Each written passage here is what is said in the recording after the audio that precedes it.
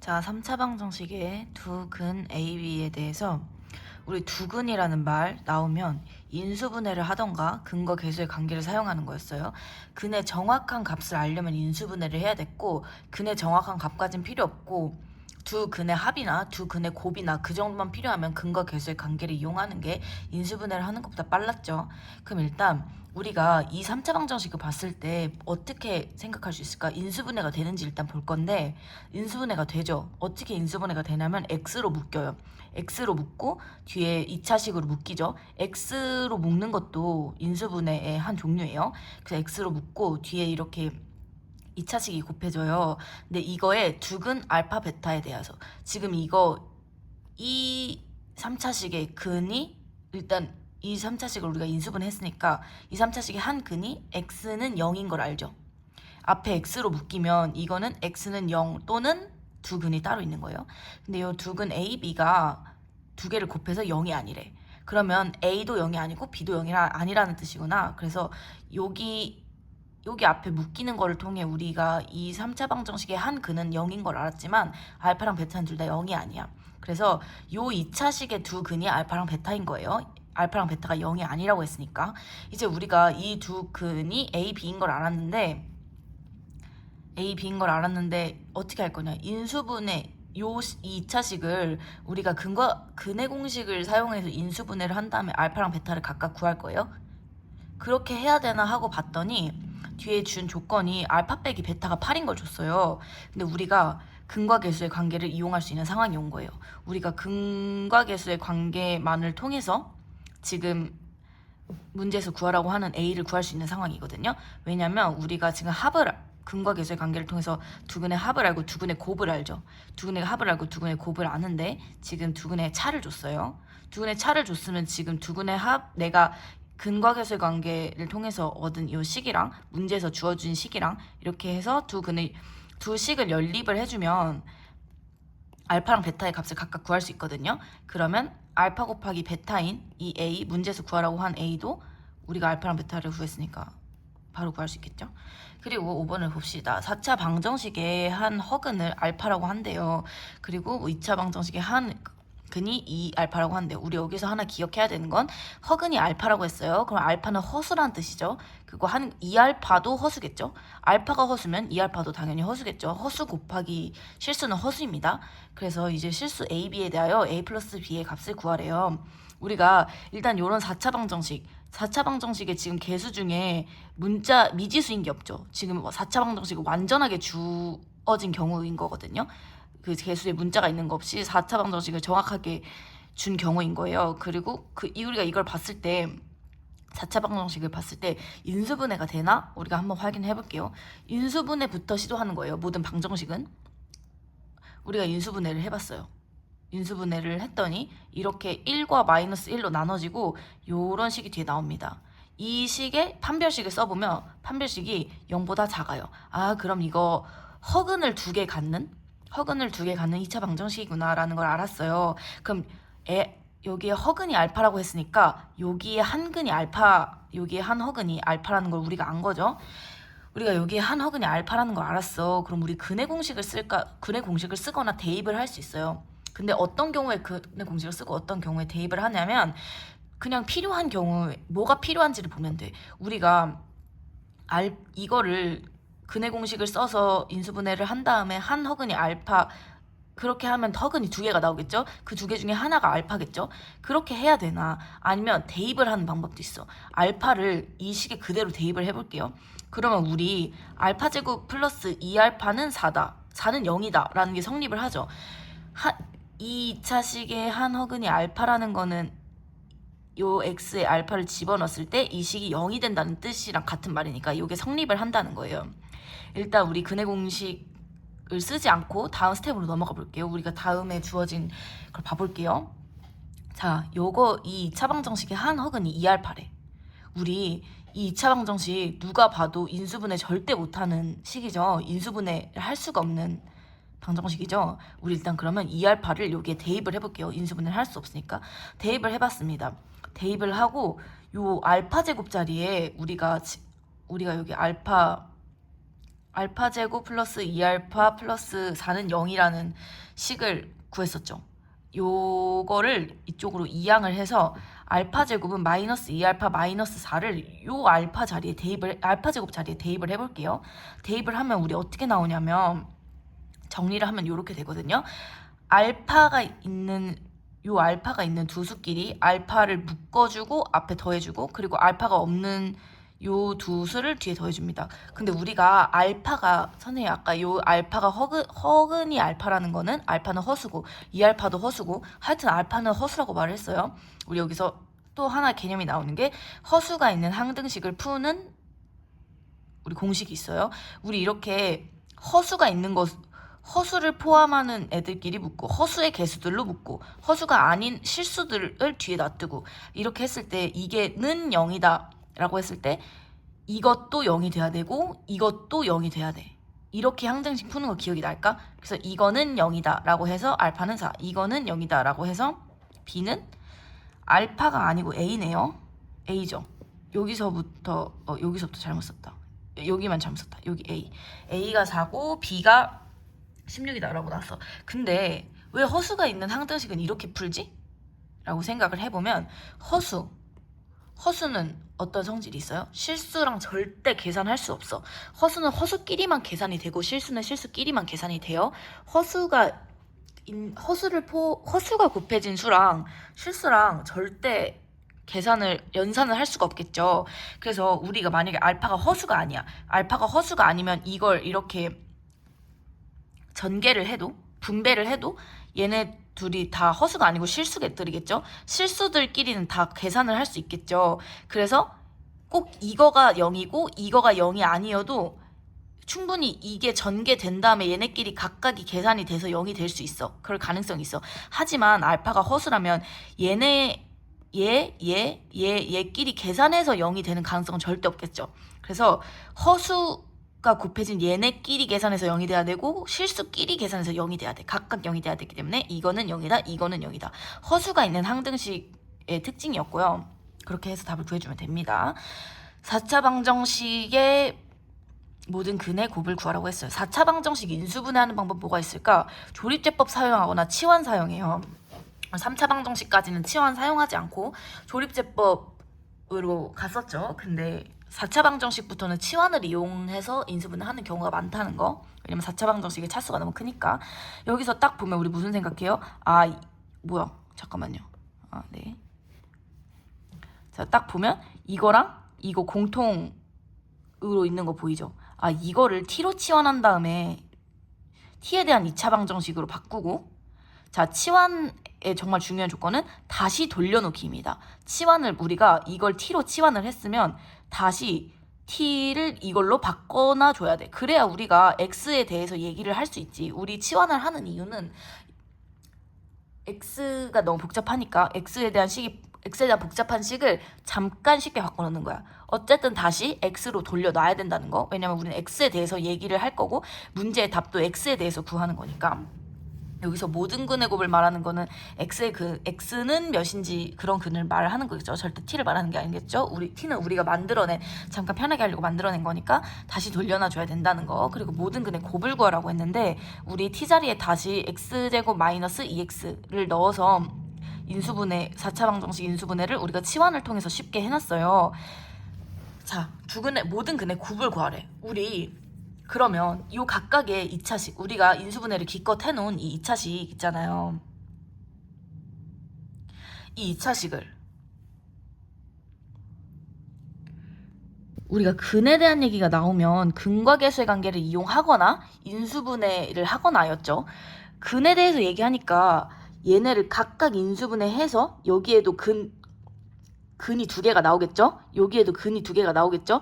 우리 나온 그 근 4개를 각각을 곱해서 여기서 나와야 될까? 아니죠. 우리 인수분해를 쓰는 경우는 어떤 경우였냐면, 근의 정확한 값을 알아야 할 때만 인수분해를 쓰는 거야. 근과 계수의 관계를 쓰는 때는 어떤 때냐면, 근의 정확한 값이 아니고 그냥 두 근의 곱이나 두 근의 합이나 이런 근의 정확한 값보다는 그 두 근의 곱과 합에 대해서 얘기할 때는 우리가 인수분해를 복잡하게 하지 않고 간단한 근과 계수의 관계를 사용했단 말이에요. 모든 근의 곱을 말하라고 했죠. 우리 이거 굳이 인수분해 할 필요 없겠죠. 근과 계수의 관계로 이 2차식에서 두근의 곱은 마이너스 5입니다. 여기니까 요 2차식의 두근의 곱도 마이너스 1입니다. 그러면 요 식의 두근의 곱이 마이너스 5, 요 식의 두근의 곱이 마이너스 1. 그러면 모든 그러니까 근이 4개겠죠. 이 4근의 곱은 마이너스 5랑 마이너스 1 곱해서 5입니다. 다음 문제 갈게요. 4차 방정식의 두근이 마이너스 2랑 1이래요. 이 방정식의 다른 두근을 알파 베타라고 한대요. 그러니까 4차 방정식한테 근이 4개가 있을 거 아니에요. 당연한 말이죠. 2차 방정식은 근이 2개, 3차 방정식은 근이 3개, 4차 방정식은 근이 4개입니다. 물론 이 중에 허수들이 있을 수 있어요. 실근과 허근 구분하지 않고 실근과 허근 모두 더했을 때 세근, 4근이라는 거예요. 자, 4차 방정식의 두근을 우리한테 줬어요. 그럼 우리가 두근이 준 걸로 뭐를 해야 될까? 인수분해를 해야 될까? 아니면 대입을 해야 될까? 두 가지 선택권이 있는데 인수분해를 안 하고 대입을 할 거예요. 그 이유는 뭐냐면 인수분해가 불가한 상황이기 때문이에요. 우리가 인수분해를 하려면 지금 두근을 준 상태에서 하는 인수분해는 어떻게 할까? 두근을 줬으니까 이렇게 인수분해가 된 상태에서 나머지 요 뒤에 식을 우리가 만들어 줄 거예요. 이렇게 할 것이냐 아니면 대입을 할 것이냐인데 저는 대입을 할 거예요. 왜냐면 대입을 하는 이유는 요 식에 각각 마이너스 2를 대입하고 1을 대입해보면 A랑 B를 바로 얻을 수 있기 때문이에요. 이게 무슨 말일까? 우리가 일단 마이너스 2를 이 식에 대입하면 A랑 B를 포함하는 식이 하나 나오겠죠. 요런 A랑 B를 포함하는 식이 하나가 나와요. 그리고 1을 대입해도 A랑 B를 포함하는 식이 하나가 나오죠. 중요한 연립을 할 때 중요한 성질이 뭐였냐면 우리가 두 문자를 모르고 A랑 B라는 문자를 모르죠. 모르는 문자죠. 두 문자를 모를 때 그 두 문자를 포함하는 식 2개를 알면 두 문자를 다 구해낼 수가 있어. 그러니까 모르는 숫자의 수와 모르는 문자의 수와 우리가 사용할 식의 숫자가 똑같으면 우리는 그 문자들을 다 얻어낼 수 있다. 만약에 모르는 문자가 A, B, C인데 A, B, C에 관한 식이 3개가 있으면 우리 A, B, C를 다 구해낼 수 있는 거예요. 그래가지고 저희는 대입을 할 겁니다. 요거 2개를 각각을 대입을 하면 식이 2개가 나오고 그러면 A, B를 바로 얻을 수 있으니까 연립의 성질을 이용해서 그래서 우리가 계산을 해주면 A랑 B를 구할 수가 있어요. A랑 B를 구하면 바로 대입을 해야겠죠. 대입을 해서 이제 완전히 아는 우리가 이때 우리가 위에서 인수분해 두근만 알 때 인수분해를 하지 않았던 이유는 우리가 A와 B를 모르기 때문에 인수분해가 불가한 상황이었어요. 근데 우리가 지금 이 모든 개수를 완전히 다 알고 있는 이 4차 방정식을 얻었을 때는 바로 인수분해를 할 수 있는데 인수분해 그냥 이 4차식을 냈다 조립 제법을 하는 게 아니고 우리가 이 4차 방정식의 두 근이 마이너스 2랑 1인 거를 앞에서 받았던 거를 기억을 해야 돼요. 인수분해 시 이미 마이너스 2와 1이라는 해를 알고 있음을 사용한다는 거예요. 그래서 일단 마이너스 x 플러스 2랑 x 마이너스 1이라는 이 항을 갖고 있겠죠. 이 인수를 갖고 있겠죠. 이걸 인수분해를 했을 때 왜냐면 두 근 마이너스 2와 1이라는 근을 갖는다고 했으니까 이렇게 묶어주고 뒤에 식을 이렇게 곱해서 써주면 뒤에 식을 쓰는 거는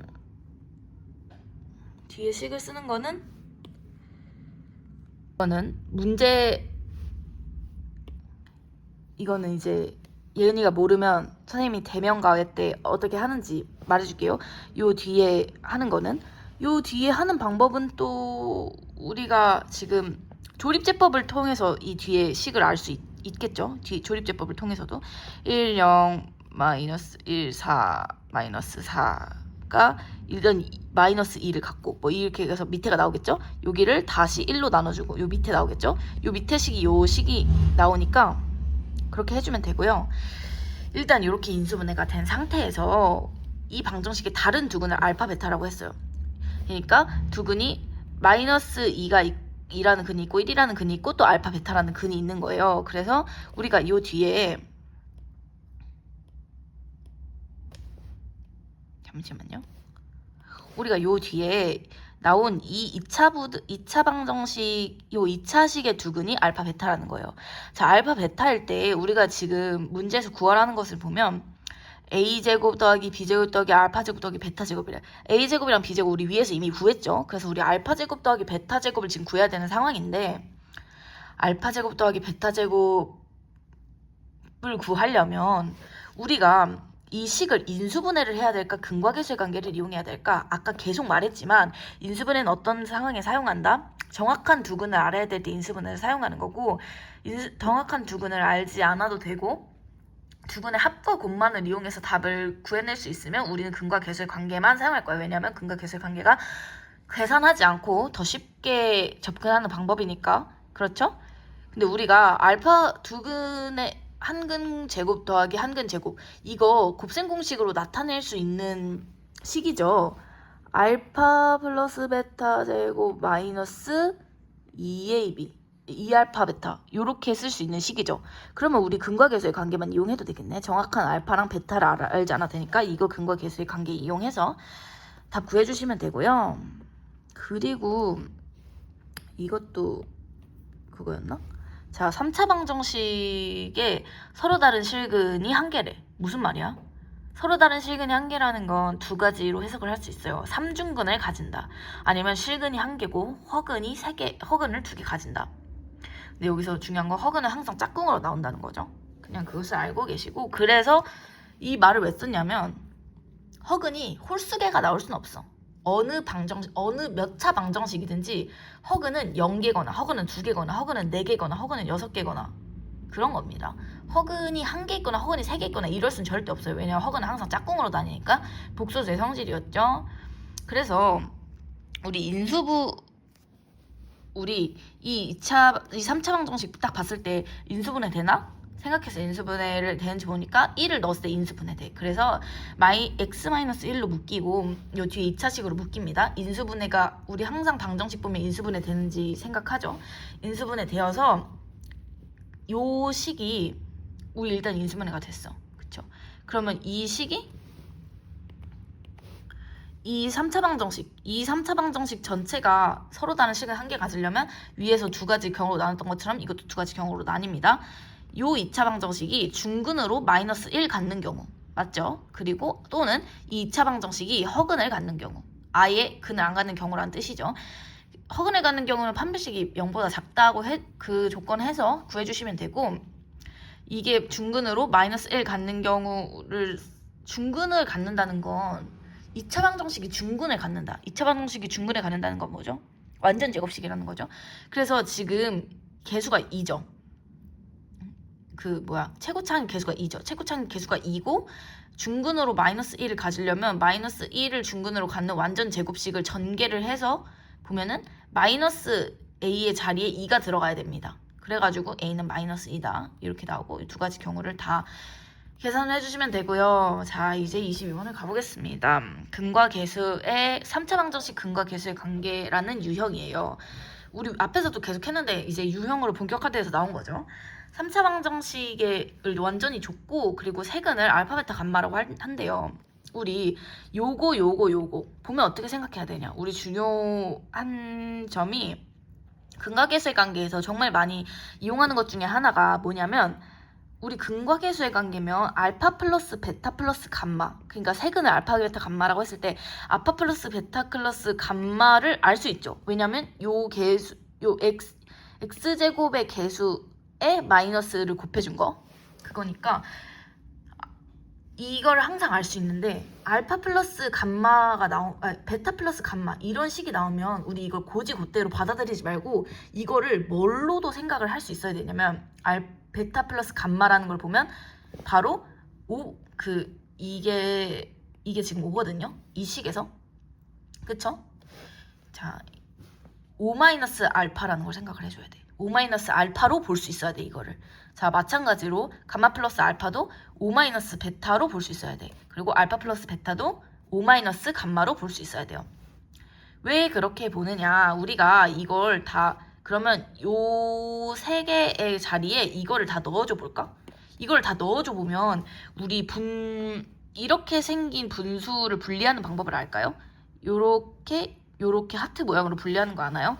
그래서 요 분수를 요렇게 분리를 해주면 알파분의 5 하고 마이너스 알파분의 5 빼기 알파분의 알파죠. 알파분의 5 빼기 알파분의 알파분이니까 마이너스 1. 그렇게 해서 정리를 하면 이렇게 간단한 식이 된단 말이에요. 여기는 되게 복잡한 식이었는데 문제에서 제시된 건 우리가 이렇게 바꾸는 방법을 선택함으로써 이렇게 된 거죠. 그래서 요렇게 생긴 분수를 통분을 해봅시다. 통분이라는 건 분모를 같게 만드는 거고, 분모를 같게 만들려면 분모끼리 곱하는 게 빠른 방법이었어요. 그래서 분모를 알파, 베타, 감마로 통일을 해줍니다. 알파 곱하기 베타 곱하기 감마로 표현을 해주면, 그러면 요 분수의 분자는 어떻게 될까? 지금 분모가 알파, 베타, 감마가 되려면 요 알파라는 분모에는 베타, 감마를 곱해준 거죠. 그러면 분자에도 베타, 감마를 곱해줍니다. 그리고 요 분수의 분모는 베타였는데 알파 감마를 곱해준 거죠. 분모에. 그럼 분자에도 알파 감마를 곱해주고 요 분모에도 우리가 알파 베타를 곱해줬으니까 분자에도 알파 베타를 곱해주고 그렇게 하면 우리가 분모를 알파 베타 감마로 통분했을 때 분자는 알파 베타 플러스 베타 감마 플러스 베타 감마 알파가 되고 요거랑 요거 둘 다 우리가 3차 방정식 근과 계수의 관계에서 구할 수 있는 것들이죠. 근과 계수의 관계를 통해서 그렇게 구해서 이거 각각을 3차 방정식 근과 계수의 관계를 통해서 대입을 해주면 됩니다. 그리고 이거 같은 경우에는 그냥 이 식을 전개해서 나오는 것들이 다 3차 방정식 근과 계수의 관계를 통해서 구할 수 있는 것들이기 때문에 바로 대입을 해서 풀어주시면 되고요. 우리 625번을 해볼게요. 세근의 B를 줬다는 건 무슨 말이냐? B를 줬다는 건 한 문자로 표현할 수 있게 해줬다는 거예요. 이거 필기를 할게요. 비율을 줬다. 한 문자로 표현할 수 있게 해줬다는 거예요. 그러면 B가 1대2대 3이다 라고 하면 우리는 알파랑 2알파랑 3알파로 세 근을 둘 수 있고 그래서 이것도 지금 우리가 계수를 통해서 근들의 관계식을 구할 수 있는데 지금 계수 중에서 준 게 얘밖에 없죠. 지금 2차식의 개수밖에 안 줬어요. 2차 항의 개수밖에 안 줬어요. 2차 항의 개수가 우리한테 말하는 건 세근의 합이거든요. 그래서 일단 요 세근을 다 더해준 게 마이너스 12다. 그래서 계산을 해주면 알파는 마이너스 2인 걸 알게 되고 요 알파가 마이너스 2니까 우리가 요 알파에 다 마이너스 2를 대입하면 세근이 마이너스 2, 마이너스 4, 마이너스 6인 걸 알 수 있고요. 그렇게 해서 우리가 세근을 다 아니까 근과 계수의 관계를 이용해서 A랑 B를 둘 다 구할 수 있어요.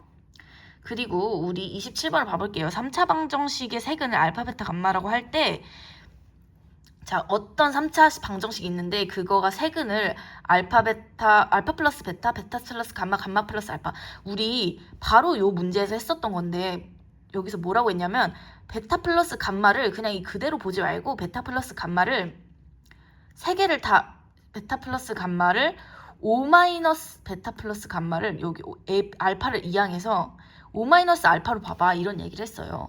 지금 요거 같은 경우에 이거의 세근을 알파 베타 감마라고 했으니까 알파 플러스 베타 플러스 감마는 0이죠. 왜냐면 2차 항의 개수가 세근의 합인데 2차 항의 개수에 마이너스를 곱한 게 세근의 합인데 2차 항이 지금 존재하지 않죠. 그럼 그 2차 항의 개수가 0이라는 거거든요. 그래서 알파 플러스 베타 플러스 감마는 0입니다. 그래서 우리 이거를 어떻게 알파 플러스 베타 곧대로 보지 말고 알파 플러스 베타를 뭘로 볼 거야? 알파 플러스 베타를 뭘로 볼 거냐면